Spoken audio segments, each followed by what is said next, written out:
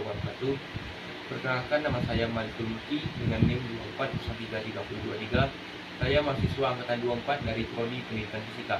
Di sini saya melakukan wawancara kepada salah satu siswa dari MAN 1 Kota Padang. Akan perkenalan dulu.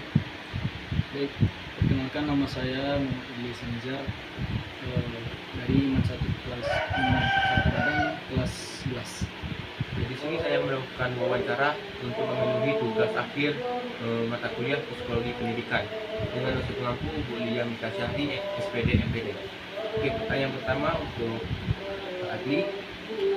Mata pelajaran apa yang Adli sukai dan apa alasannya?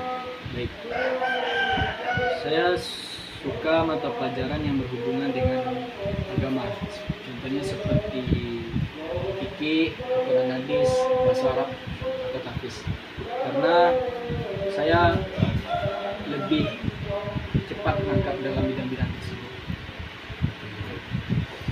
Selanjutnya, apa yang membuat Adli termotivasi untuk belajar tanpa disuruh dari orang lain? Baik, saya termotivasi untuk belajar. Yang pertama itu adalah saya termotivasi karena saya ingin mewujudkan impian saya. Itu yang pertama, ingin membahagiakan kedua orang tua, dan yang kedua ingin menggapai sebuah cita-cita atau impian saya. Selanjutnya, ketika di kehilangan motivasi dalam belajar ilmu agama tadi, apa yang Adli biasa lakukan supaya semangat untuk belajarnya kembali lagi? Baik, saya akan melakukan yang pertama saya akan melakukan yaitu menumbuhkan nilai-nilai atau sikap cara belajar saya, itu tentang mengatur waktu dan manajemen segala macam. Jadi saya menanamkan kepada diri saya itu harus berhasil. Oke, yang terakhir nih, apa harapan Adli untuk pendidikan di Indonesia? Baik, harapan saya itu agar pendidikan di Indonesia itu lebih meningkat lagi, baik itu melalui kurikulum ataupun fasilitas dalam belajar itu lebih ditingkatkan lagi belajar. Oke, terima kasih. Sekian video wawancara untuk kali ini. Di sini saya bersama dengan salah seorang siswa dari MAN 1 Kota Padang. Perkenalkan, nama saya Aska Maulana, berasal dari MAN 1 Kota Padang, kelas 12, jurusan Ilmu Pengetahuan Keagamaan. Oke, di sini saya akan melakukan wawancara untuk memenuhi tugas akhir mata kuliah Psikologi Pendidikan. Pertanyaan yang pertama itu, mata pelajaran apa yang Aska suka dan apa alasannya? Mata pelajaran yang saya suka adalah mata pelajaran tahfiz, karena saya lebih suka metode pembelajaran menghafal daripada membaca ataupun menulis. Selanjutnya itu, apa yang membuat Aska termotivasi belajar tanpa ada dorongan dari luar? Motivasi saya belajar adalah yang pertama, ingin mengubah diri saya agar menjadi lebih baik lagi, serta ingin membanggakan orang tua dan menjadi anak yang soleh untuk kedua orang tua saya. Selanjutnya, jika Aska kehilangan semangat untuk belajar atau kehilangan motivasi, apa kegiatan yang bisa Aska lakukan untuk mengembalikan motivasi belajar? Kegiatan saya lakukan adalah mengajak teman-teman saya untuk melakukan atau menghafal bersama teman-teman saya, serta menyimak atau mendengarkan teman saya untuk menghafal selanjutnya. Oke, yang terakhir nih, apa harapan Aska terhadap pendidikan di Indonesia? Harapan saya untuk pendidikan di Indonesia untuk mengubah sistem pembelajaran, untuk mengubah generasi muda dan selanjutnya, agar terbentuknya karakter, akhlak dan adab seorang siswa untuk generasi berikutnya, serta menjunjung nilai tinggi moral dan budaya bangsa Indonesia, agar terciptanya generasi cerdas, pintar dan bisa membuat Indonesia menjadi lebih baik dari sekarang. Baiklah, sekian wawancara yang kami lakukan pada seorang siswa dari Pondok Menengah Padang. Oke, baiklah, di sini saya bersama dengan salah seorang siswi dari SMA 5 Negeri Padang. Silakan perkenalan dulu. Perkenalkan, nama aku Devina dari SMA Negeri 5 Padang, kelas 12. Oke, baik, di sini langsung saja masuk ke pertanyaan yang pertama nih. Apa mata pelajaran yang Devina suka dan apa alasannya? Balik, aku suka mata pelajaran kimia karena bagi aku kimia itu seru menghitung-hitung reaksi. Oke, langsung masuk ke pertanyaan kedua. Apa yang membuat Devina ingin belajar sesuatu tanpa disuruh? Karena aku orangnya yang penasaran, jadi aku suka mencari hal-hal yang baru yang bagi aku merasa itu menarik, bahkan aku cari sampai selesai. Oke, bagus. Selanjutnya, ketika Devina kehilangan motivasi dalam belajar, apa yang Devina lakukan biasanya untuk membangkitkan motivasi belajar?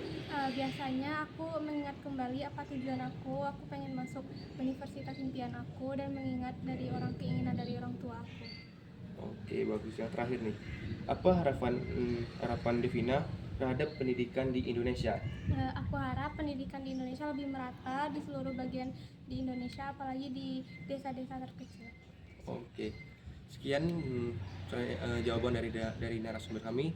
Sekian, terima kasih. Ini saya akan melakukan wawancara kepada salah seorang mahasiswa semester akhir dari Prodi Pendidikan Fisika. Boleh perkenalan dulu? Di sini saya izin juga memperkenalkan diri. Perkenalkan, nama saya M. Ilham dengan NIM 22033142, dan saya juga satu prodi dengan saudara Mulki, yaitu prodi pendidikan fisika. Baik, langsung saja masuk ke pertanyaan yang pertama ya. Bagaimana perasaan abang menjelang akhir masa perkuliahan ini, Bang? Oke, dan saya izin menjawab. Nah, kalau misalkan ditanya perasaan saya menjelang akhir atau akhir perkuliahan, kan disebut juga dengan semester tua. Nah, di sini saya menurut pengalaman saya mendapat pengalaman yang sangat-sangat berharga, mulai itu baik itu dalam segi pertemanan, baik itu dalam segi ilmu, sosial, ekonomi, dan lain-lainnya. Nah, kalau misalkan ditanya perasaan lagi, mungkin kita sebagai mahasiswa itu sama-sama berpikir bagaimana caranya untuk cepat selesai dengan nilai atau IPK yang sangat memuaskan itu, dan saya dapat jawab. Bagus, selanjutnya Bang, menurut abang sendiri Bang, menurut pengalaman abang pribadi, apa penyebab utama kejenuhan abang dalam belajar selama perkuliahan ini? Baik. Kalau misalkan ditanya kejenuhan, beberapa kejenuhan yang saya penyebabkan, nah penyebab yang saya rasakan karena selama perkuliahan ini, mungkin itu yang pertama tuh disebabkan oleh kondisi lingkungan. Nah, kalau misalkan kita berada di kondisi lingkungan yang kurang tepat, sehingga kita sering merasa kejenuhan. Kalau misalkan saya itu biasanya saya nugas di luar, itu bisa saya merasa cepat bosan nugas. Nah, karena kalau saya pribadi itu kalau nugas itu tidak mau ribut, dalam kondisi ribut, mungkin itu menyebabkan saya kejenuhan. Yang kedua tuh mungkin kayak gaya belajar dosen. Nah, kan kalau misalkan kita belajar di kampus, dosen-dosen itu semuanya beda-beda cara dia mengajar, atau tipe-tipe cara dia belajar. Ada yang tipenya cuman kita disuruh presentasi, ada yang tipenya dijelaskan kita sampai ke dalam topik-topiknya, atau lebih ke pemahaman-pemahaman yang kontekstual. Nah, ada juga dosen yang mengajarnya itu otodidak. Mungkin itu aja yang menyebabkan saya kejenuhan dalam perkuliahan.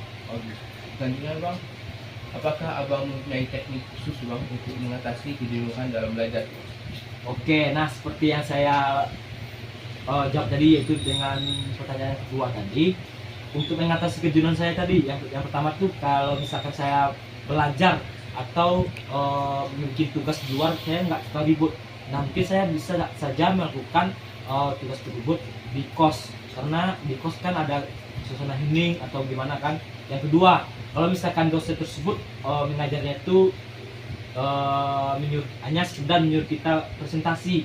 Nah, mungkin saya tuh bisa mengulangi pembelajaran tersebut di kos atau di rumah. Yang ketiga tuh kalau misalkan dosen mengajar kita dengan cara otodidak. Nah, mungkin saya juga dapat mengulang pembelajaran tersebut di kos atau belajar dengan cara menonton video yang berkaitan dengan pembelajaran tersebut. Oke, terima kasih. Baik, bagus. Yang terakhir bang, pertanyaan yang terakhir, apa harapan abang kepada pendidikan di Indonesia bang? Oke, nah mungkin ini sebuah pertanyaan yang sangat bagus ya. Apa harapan saya sebagai untuk pendidikan Indonesia untuk kedepannya? Ya. Nah mungkin kalau misalkan saya ini kan jurusan saya kan pendidikan juga. Nah ada juga belajar tentang kurikulum, ada juga belajar tentang strategi, model-model, terus ada asesmen, evaluasi, terus ada perencanaan fisika. Nah mungkin harapan saya ke depan tuh kalau misalkan kita sama-sama tahu bahwasanya pendidikan di era sekarang tuh meningkat dari era 4.0 sampai ke era 4.5.0 yang dimana pada saat ini AI itu menjadi solusi untuk mengatasi apabila siswa atau mahasiswa tersebut mengalami kesulitan atau kesusahan dalam memahami pemahaman konsep terhadap suatu materi yang pelajari untuk depannya. Nah, kalau misalkan harapan saya mungkin dari pemerintah Indonesia tersebut dapat merancang atau mendesain sebuah kurikulum. Nah, yang dimana di dalam kurikulum tersebut dapat mewadahi di dalamnya tersebut dapat mewadahi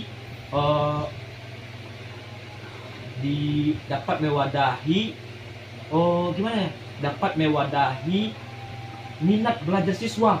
Nah, kalau misalkan ditanya sekarang kan kalau misalkan dari era pendidikan 4.0 itu sampai 5.0 itu kan udah di mana di dalamnya itu udah meningkat baik itu dalam teknologi. Nah, teknologinya contohnya AI. Nah, kalau misalkan teknologi itu udah pesat pada pendidikan era 5.0 ini, kalau misalkan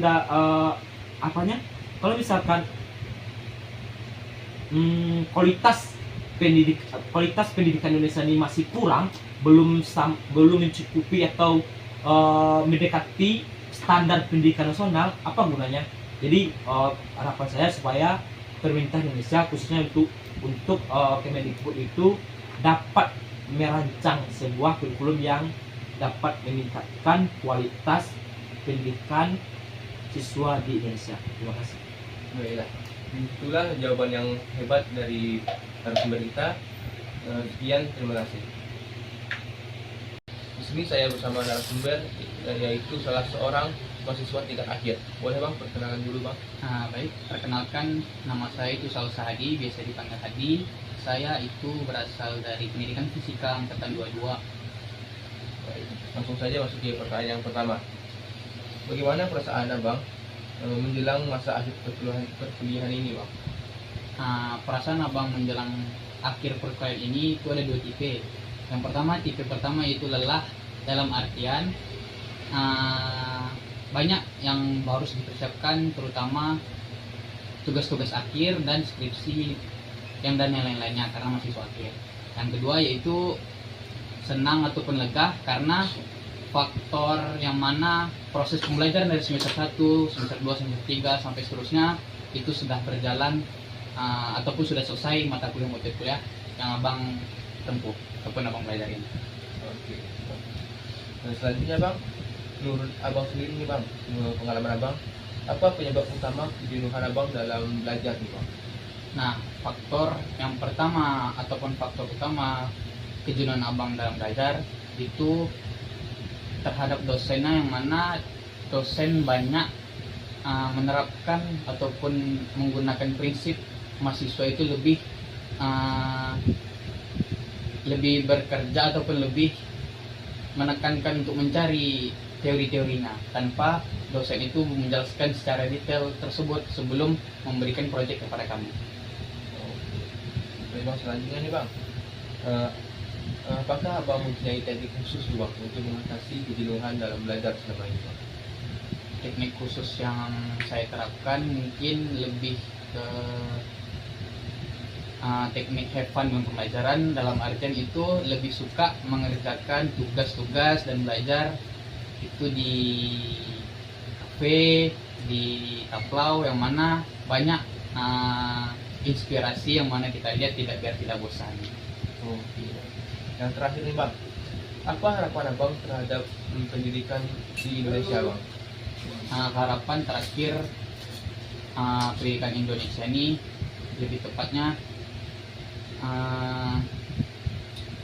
kurikulum yang digunakan di SMA ataupun di SMP itu lebih bagusnya menekankan siswa itu lebih berpikir kreatif ataupun kritis dalam pemecahan masalah di dalam kehidupan sehari-hari kita. Dan selanjutnya harapan abang untuk pendidikan di Indonesia ini yang mana di setiap sekolah harus merata ataupun relevan. Kan banyak nih mungkin di sekolah-sekolah di SD, di SMP yang di kota maupun di desa itu berbeda pendidikannya. Nah mungkin menurut abang, harapan abang di pendidikan di Indonesia ini lebih merata lah keseluruhannya di kota maupun di desa-desa, di pelosok-pelosok tanah. Oke.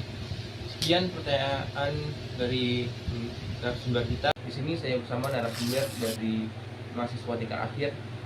Berkenalan bang. Baik, terima kasih atas kesempatannya.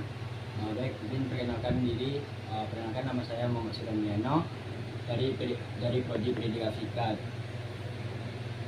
Angkatannya bang. Angkatan 2022. Oke. Baik, langsung saja bang masuk ke pertanyaan yang pertama nih bang. Bagaimana perasaan abang menjelang masa akhir perkuliahan ini bang? Perasaan untuk menjelang tugas akhir kan. Yang pertama itu pertama kita menghadapi yang pertama itu tugas akhir kan. Yang kedua kan ada kendala yang pertama itu kan sambil sekarang semester akhir dan PLK juga, dan untuk mengejar untuk skripsi juga. Ini itu perasaan saya untuk di akhir ini. Oke bang. Selanjutnya nih bang, menurut abang nih bang, apa penyebab utama abang merasa jenuh dalam belajar selama ini bang? Oke.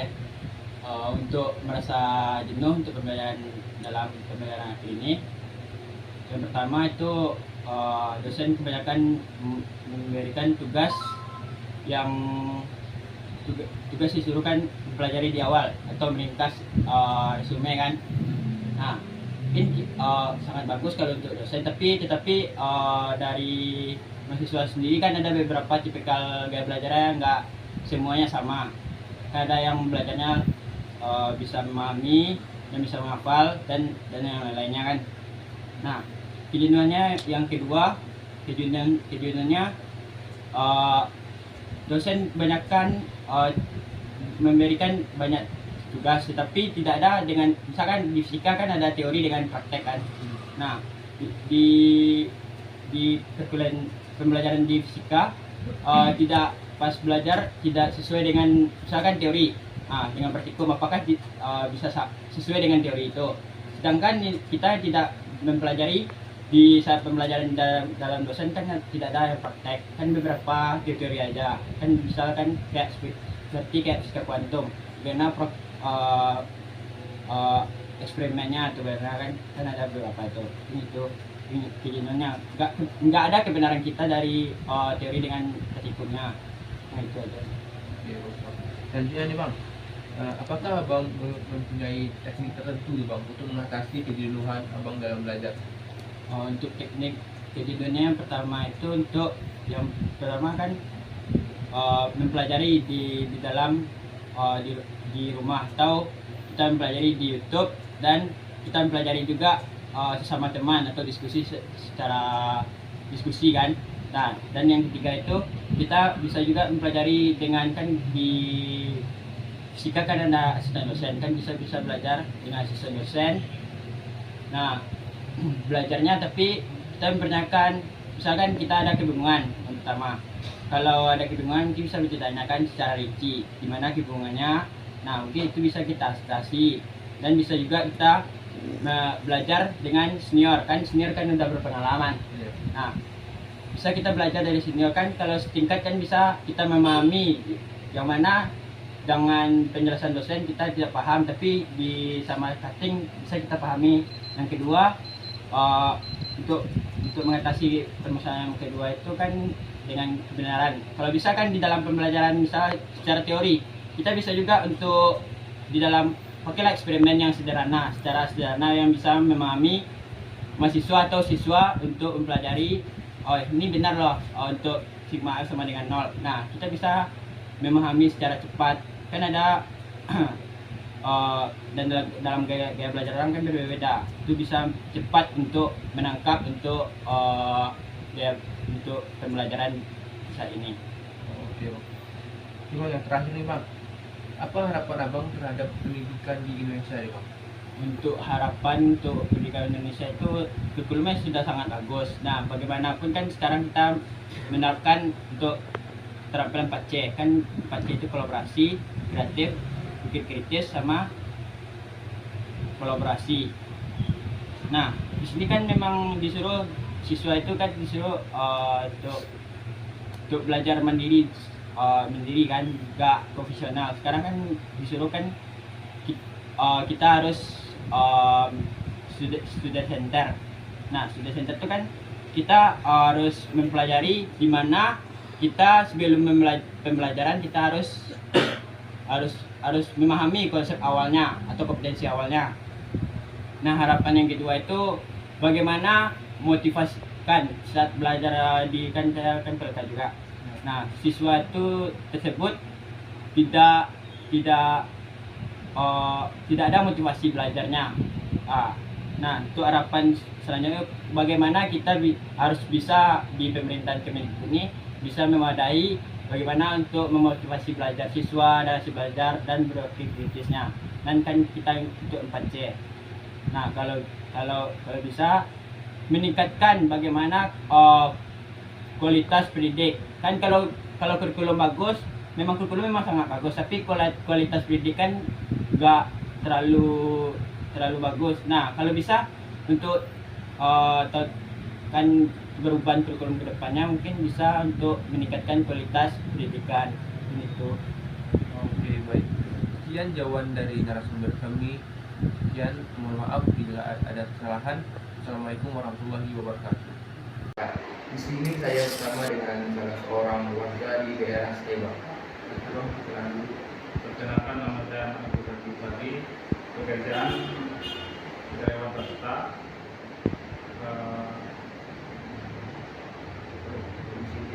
Domisili di Andalas, Kampung Pesalang Barat. Langsung saja Bang, masuk ke pertanyaan pertama nih Bang. Pertanyaan pertama nih Bang, apa pengaruh pendidikan terhadap perkembangan dan pertumbuhan seorang anak itu? Pendidikan kalau pendidikan itu nomor satu lah bagi bertumbuh bagi anak juga. Kalau pertumbuhan itu kalau berkaitan dengan budi yang baik, otomatis anak itu tumbuh dan berkembang lebih baik lagi. Dan berikutnya Bang, menurut Abang apa saja faktor utama tuh Bang yang mempengaruhi pertumbuhan dan perkembangan pada seorang anak? Gizi. Ya. Kalau gizinya baik kan selesai kan. Jadi mendukung perkembangan anaknya Bang. Oke. Berikutnya nih Bang, ada nggak sih Bang saran bagi Abang untuk kami Bang, para mahasiswa yang sekarang lagi fase remaja akhir Bang, atau nanti sebentar lagi kami akan memasuki fase dewasa awal Bang, agar pertumbuhan dan perkembangan kami ini bisa berkembang dengan baik Bang. Melakukan hal-hal yang positif saja, seperti olahraga tinggi atau melakukan kegiatan yang bermanfaat bagi masyarakat. apa sih bang harapan abang terhadap pendidikan di Indonesia ini bang? Harapan saya kalau menurut pendidikan Indonesia adalah eh, anak-anak itu penerus bangsanya, Eh, supaya lebih apalagi lebih rajin dan ramping lagi. Berarti lebih kurikulumnya lebih tinggi Iya. ada lagi gitu bang. Oke. Baiklah, sekian jawaban dari narasumber saya. Di sini saya berhadapan dengan salah seorang warga dari masyarakat Steba. Perkenalkan, saya Andika, warga Siteba, Kecamatan Nanggalo, Kota Padang. Oke, langsung saja masuk ke pertanyaan pertama nih. Menurut abang bang, apa pengaruh pendidikan terhadap pertumbuhan dan perkembangan seorang anak? Menurut saya, pengaruh pendidikan ke perkembangan anak sangat penting bang. Soalnya untuk membentuk karakter seorang anak itu memang dilihat dari faktor pendidikannya nanti bang. Mau jadi arahin kemana anak itu dilihat dari cara kita mendidik anak. Oke, selanjutnya bang. Menurut abang bang, apa saja faktor yang mempengaruhi pertumbuhan dan perkembangan seorang anak bang? Misalnya dari faktor makanan, lingkungan, atau pendidikan dan sebagainya bang. Faktor yang paling pengaruh mungkin dari faktor lingkungan, terutama dari keluarga bang. Itu sekali bang. Ah, Bagaimana cara keluarga mendidik ya bang? betul. Oke, selanjutnya nih bang. Ada nggak bang saran dari abang ke kami nih bang sebagai mahasiswa nih bang? Kami kan di sini memasuki fase remaja akhir bang, atau akan memulai memasuki masa dewasa awal bang. Ada nggak bang saran dari abang agar kami bisa berkembang dengan baik bang? Yang paling penting itu dihindari aja hal-hal negatif bang, seperti tawuran, balap liar, yang kalau secara yang lainnya bebas kayaknya bang. Ya. Yang terakhir nih bang, apa sih bang harapan abang terhadap pendidikan di Indonesia ini? Mudah-mudahan pendidikan di Indonesia berkembang maju ke depannya bang. Tata kelolanya mudah-mudahan lebih bagus. Tidak dari segi manajemen dan kurikulumnya ya bang. Betul. Oke. Ada tambahan lagi bang? Cukup. Oke. Sekian wawancara saya yang saya lakukan kepada salah seorang warga di Steba. Sekian, terima kasih. Di sini saya bersama dengan salah seorang guru dari SMP 1 Negeri Padang. Ibu, assalamualaikum. Oke, assalamualaikum warahmatullahi wabarakatuh. Perkenalkan, nama saya Yosi Widawati. Saya di sini salah satu guru BK di SMP Negeri 1 Padang. Kita langsung saja masuk ke pertanyaan yang pertama. Menurut Ibu, apakah semua siswa memiliki kecerdasan yang berbeda? Dan bagaimana cara Ibu melihat hal tersebut di dalam kelas? Untuk kecerdasan siswa di sini kecerdasan yang berbeda. Ada siswa yang memiliki kecerdasan yang lebih tinggi, ada yang rendah, ada yang rata-rata. Di sini juga ada memiliki anak yang contohnya anak yang istimewa, itu anak yang berbeda. Yang kedua nih Bu, strategi apa yang biasa Ibu gunakan untuk menyesuaikan pembelajaran dengan tingkat kecerdasan siswa yang berbeda-beda? Kalau kami di sini biasanya itu di dalam kelas itu dengan kecerdasan siswa yang berbeda itu kami melakukan strategi dalam sisi sistem pembelajaran itu berbeda. Kalau anak yang lebih akademiknya itu sudah kami sesuaikan dengan akademik anak tersebut, tapi yang di bawah rata-rata itu biasanya anak yang di bawah rata-rata itu kemungkinan anak yang berkebutuhan khusus. Itu anak itu jauh dibedakan dengan anak yang lebih normal dibandingkan mereka. Misalnya dalam soal latihan atau biasa misalnya kami kasih yang anak-anak yang biasa normal yang akademik yang lebih tinggi dan sedang itu kami kasih 5 soal. Ini nanti anak yang khusus istimewa ini kami kasih mungkin 2 soal atau 3 soal. Dan ketiga Ibu, bagaimana cara Ibu kerjasama dengan orang tua siswa dalam mengembangkan kecerdasan siswa Bu di luar sekolah?